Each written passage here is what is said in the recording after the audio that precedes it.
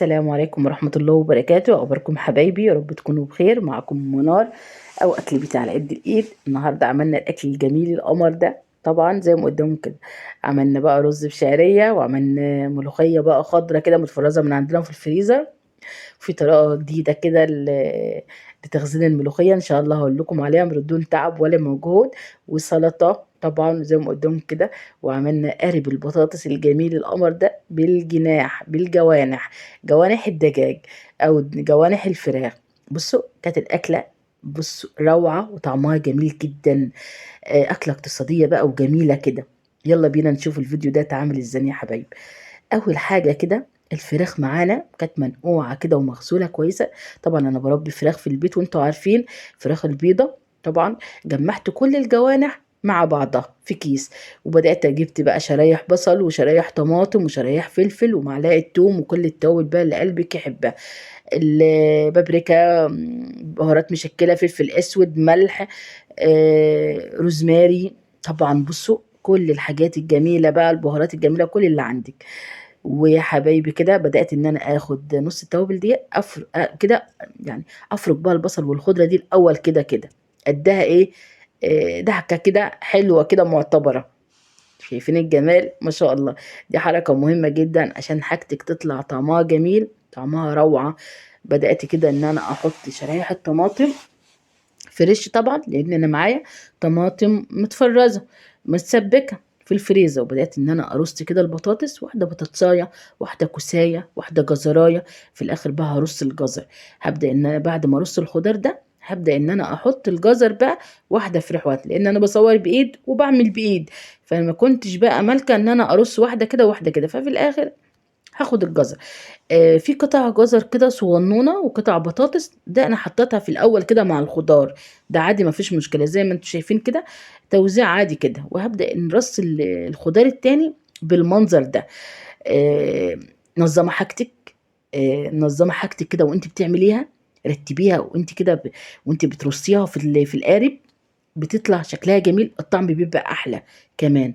وطبعا يا حبايبي بالمنظر ده بدأت ان انا اخدته داير ما يدور كل القارب بالبطاطس والكوسة، وبدأت ان انا احط الجزر اهوت بين كل واحدة وواحدة. بدأت ان انا احط الجزر، طلع بالمنظر ده.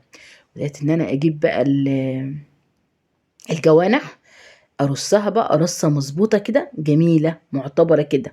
كمية جوانح بس بصوا، كانت كريسبي وكانت طعمها جميل وكانت روعة. بصوا كان نفسي أوي انكم تيجوا تاكلوا معايا والله معانا الجوانح دي.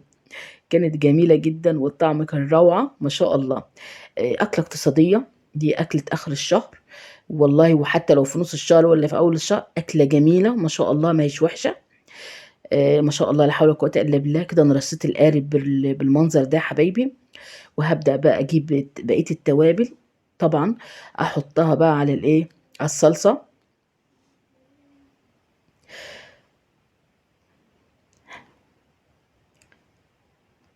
شايفين المنظر ما شاء الله. ما حبيتش إن أنا إيه أضيع المنظر ده بصراحة.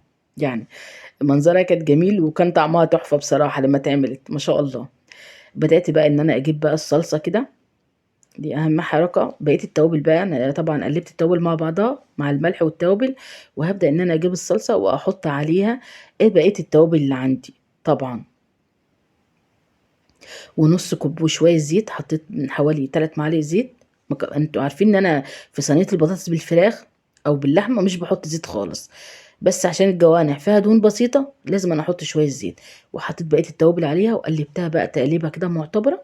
طبعا علشان عايزه التتبيله كلها تدخل في الصلصه عشان وانا بوزعها البطاطس. وطبعا انا بس دعكت البصل والخضار بس، انما بقيه الخضار انا ما حطيتلوش ايه توابل. بدات كده ان انا اوزع الصلصه عليها بالتوابل، كله لازما يشرب من بعضه ما شاء الله. وجبت بقى نص كوبايه ميه واحده حطيتها برضو عليها. ما نكترش سوائل كتير زي ما قلت لكم كده. بعد ما فضيت الصلصه في نفس البوله حطيت فيها نص كوبايه ميه، نص كوبايه ميه صغننه، وحطيتها كده عليها. وحطيتها بقى بورقه كده. في الوقت ده ما كانش عندي فويل، فحطيت ورقه بيضه بلتها ميه، ورقه عادي خالص من بتاعه التصوير عادي مفيش مشكله. جميلة جدًا ولا اتحرقت ولا أي حاجة، وبليتها شوية مَيّة وحطيتها كده على القارب ودخلته الفرن ما شاء الله.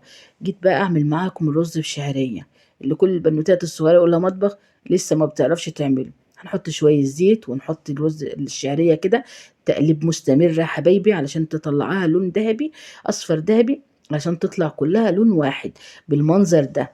بعد ما قلبتها هنبدأ بقى نحط الرز تبعنا وهنقلب التركاية الحلوة بقى اللي زي كل مرة بقول لكم، شوية الفلفل الأسود اللي في كل البهارات. إن شاء الله هحط لكم الفيديو بتاع التوابل والفلفل في صندوق الوصف. وطبعا زي ما قدام كده بدأت ان انا اقلب بعد ما قلبت الملح والفلفل، قلبته تقليبه كويسه، دي حركه مهمه جدا. وبعد كده هنحط شويه الميه. شايفين الرز بعد ما شرب ميته مفلفل وجميل وقمر ما شاء الله.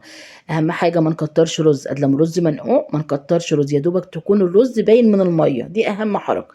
لو الرز مش منقوع طبعا هيكون فيه زياده شويه. وادي قارب الجوانح بالبطاطس بالخضار. طعمه بصوا الريحة جميلة جدا والطعم روعة والشكل أروع ما شاء الله. وادي منظر قارب البطاطس ما شاء الله، قارب الجوانح. وادي بعد ما خرج من الفرن ما شاء الله لا حول ولا قوة إلا بالله. بصوا والله العظيم الكاميرا ظلماه، الكاميرا ظلماه، وكان لونه احلى من كده بصراحه والله. شايفين شكل البطاطس وهي مرصوصه ما شاء الله. بصوا البطاطس كانت دايبه دوب. اهم حاجه واحنا بنعمل الخضار تبعنا لما نعمل صينيه بطاطس ما نكترش ميه في الحاجه.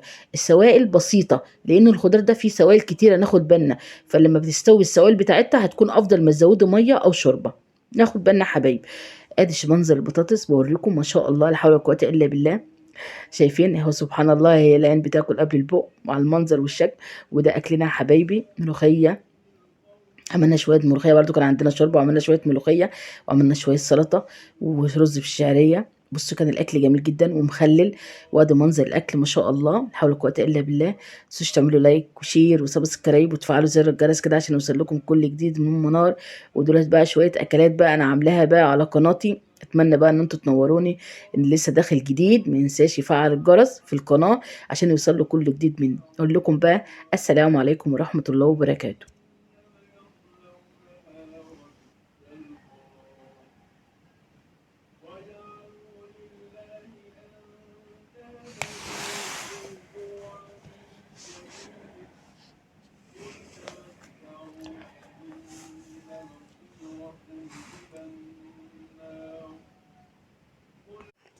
السلام عليكم ورحمة الله وبركاته. أخباركم حبايبي؟ يا رب تكونوا بخير. معكم منار أو أكل بيتي على قد الإيد. النهاردة عملنا الأكل الجميل القمر ده طبعا زي ما قدامكم.